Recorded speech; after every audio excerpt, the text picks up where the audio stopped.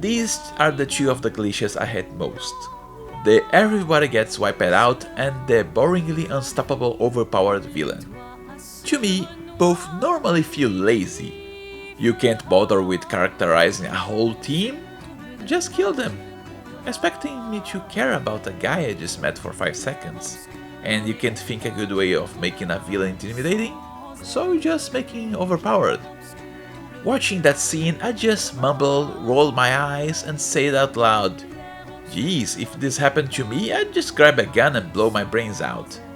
Except that Gustav actually sat down, put a gun to his head and nearly blew his brain out. I actually blurted out, "Holy shit," because I didn't expect a rather realistic response to a fantasy story.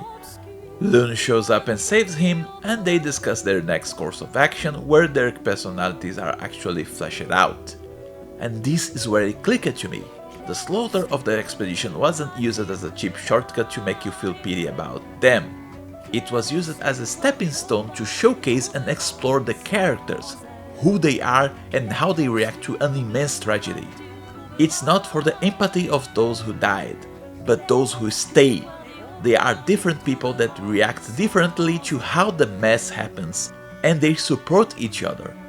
After basically getting shell-shocked, Gustav is shown to be more practical and protective. He wants to find Maëlle, his adopted daughter and little sister, while Lune is more by the book and driven. Lune wants to follow protocol no matter what. Not because she's a stick-up bitch, but because she's using the protocol as a means of coping with what the hell just happened. They mesh well and try to seek common ground, soon find Maëlle and Ciel, who also show their personalities through the circumstances where they found. Also talking about the old man and wondering how he is so powerful, but that's enough for spoilers. I still don't like those cliches, but I can't deny they were used very, very well here. All I have to say is that this game will shove an emotional knife and will twist it to the very end. So you have a really solid story where the French went back to the basics, used the most basic tools, but in a really good and creative way. Now this video is already a tad long. You can hear the rest of the analysis in my main review at Hype Immune, where hype comes to die.